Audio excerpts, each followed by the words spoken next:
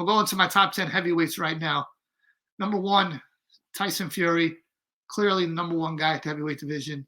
You'll say, oh, but you had Usyk ahead of him in the pound-for-pound list. Yeah, because that's all the stuff that Usyk did at cruiserweight. But just at heavyweight, Fury, number 1, been the champ for the longest, had the most amount of good wins, undefeated, beat Klitschko, beat Wilder twice, really 3 times.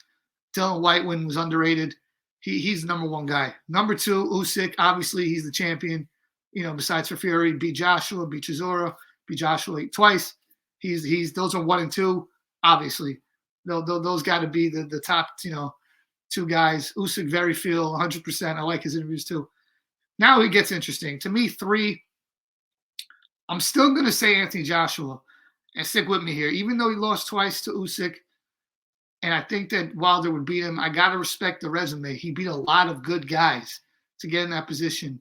Klitschko, Parker, Povetkin, Ruiz in the rematch. Even Pulev is solid. Brazil. I'm going to say he's 3. Even the second fight versus Usyk, he didn't get stopped. It was competitive-ish. So I'm going to say he's 3. 4 is Wilder. I don't think Wilder, has as many good wins as AJ. And I don't care about the Helenius win. That doesn't mean much to me that you knock somebody out in the first round that's not even in the top 10. I got him 4, but I understand you could have the 3, 4, and 5. Either way. Same thing. I got number 5, Joe Joyce. I think Joyce is very good. Very big time win versus Joseph Parker. First guy to beat Joseph Parker. To knock Joseph Parker out. I think stylistically he's probably a bigger threat to Fury than Usyk is to Fury, just because of the size and his brute strength. Great chin. Doesn't have the speed of a Fury or Usyk or Joshua or Wilder, but he's got the power, the chin, the ring IQ, and a stiff jab, iron jaw. I'm a fan of Joyce. I think Joyce should get a title shot pretty soon. So that's my top 5. Fury, Usyk, Joshua, Wilder, and Joe Joyce. This is where we get a little bit interesting that, 6 through 10. Number 6, Andy Ruiz. He was heavyweight champion, the most recent of any of the other guys, on this list. So I got to respect that. Solid win versus Luis Ortiz. I think there's a big gap between, Ruiz and the top 5. I got Andy Ruiz number 6. Number 7, I'm going to go with – actually a good question. Who's number 7? I'm going to go with Frank Sanchez, number 7. Yeah, I'm going to go with Frank Sanchez, number 7. I like what he's been doing lately. He had the undercard knockout of the Wilder fight, and he beat Efe Ajagba. He's on the way up. I think he's a good fighter at number 7. Number 8, I'm going to go with Dylan White. He didn't really impress me in the Jermaine Franklin fight. I don't think that Dylan White is, a serious contender anymore. I think he's on the way down. I think a lot of the other guys would beat Dylan White that aren't on the list, but just out of respect to the guy's resume, I will say he's number 8. I kind of, go more off resume than off of what I think will happen. Like, I think Jared Anderson knocks Dylan White out. I think Daniel Dubois knocks Dylan White out. I think Hrgovic knocks Dylan White out. But, yeah, I got to put White number 8 just off of the, resume factor. Number 9, I'm going to go Joseph Parker. Same thing. I think he's faded. He's kind of past it. He just got knocked out by Joyce. But still, he holds wins over Andy Ruiz. That was a good win. Close fight versus Dylan White. Chisora, he beat in the second one pretty clearly. I'm going to go with him at number 9 right now, but I could hear arguments for some of these young guys as well. And number 10, I'm going to go with Filip Hrgovic. His fight with Zhang was close, but I did think he won that fight legitimately. I thought that was the proper decision. And I think that Hrgovic is a contender. I don't know if he'll ever be champion, but at number 10, I think that's, a fair spot for him. Guys who missed the cut, Zhang, Jalalov, as Mad Chat Sports Tavern saying, I agree. He's on the come up. I think Jared Anderson is going to be the number 1 guy in the heavyweight division one day, but I can't put him in my top 10 just because he knocked out Jerry Forrest. Like, you have to do a little bit more. And he's never really been in there with, another top, 20 guy, even though Jerry Forrest did have a draw with Zhang, but I still got to say he's on the outside looking in.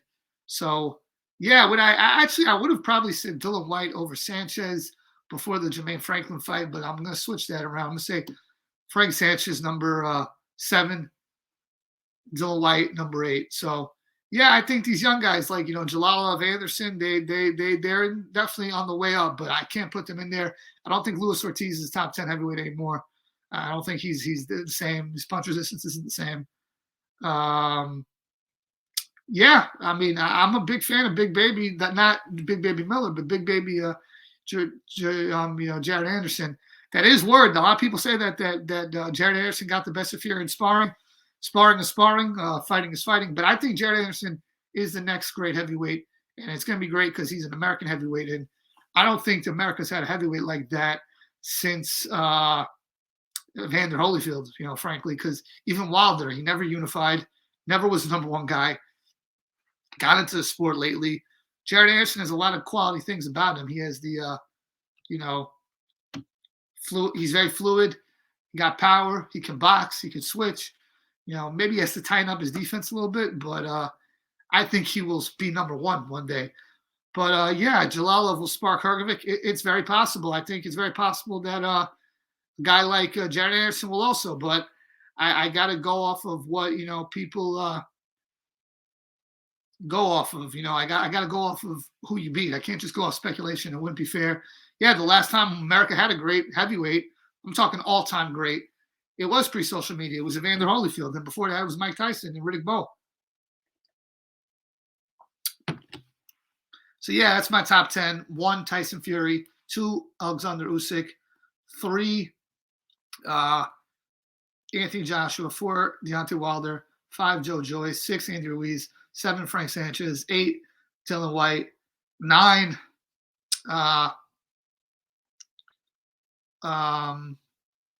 who's 9? Who did I have 9? Joseph Parker. And 10, Filip Hrgovic. I do like Richard Torres too, but I don't think he's as good of a prospect as Jared Anderson. I like some of these young guys, Richard Torres, Jalalov, but Jalalov's already like 30.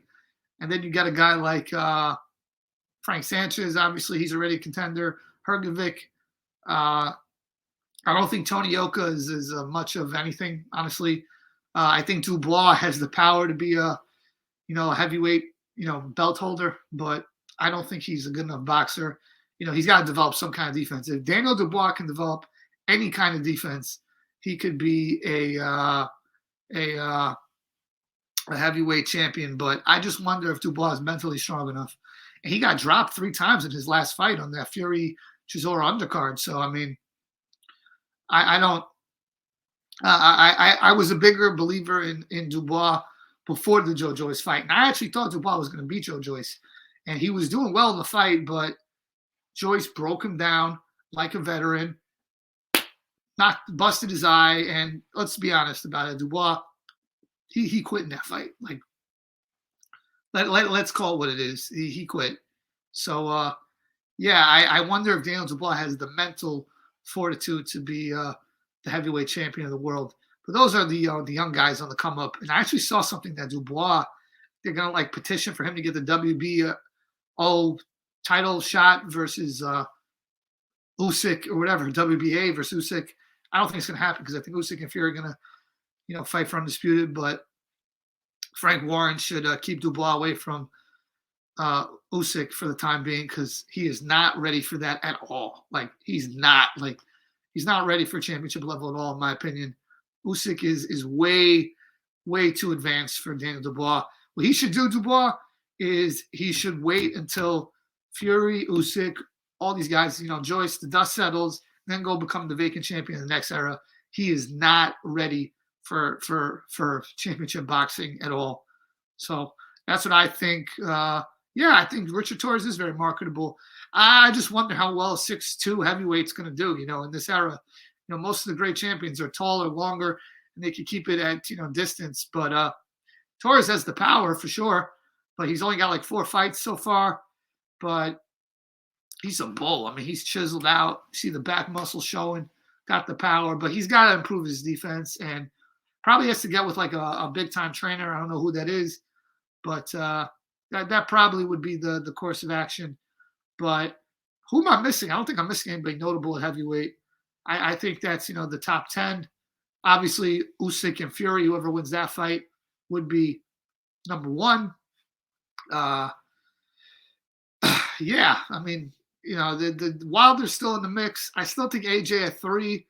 I know a lot of people say, he lost twice, but he lost twice to Usyk. I mean, it's not like he lost to someone that was not off the list, and he has had the a good run of wins. Whereas Joyce, it's like he beat older fighters like Takam and guys like that, but I can't put him ahead of Joshua.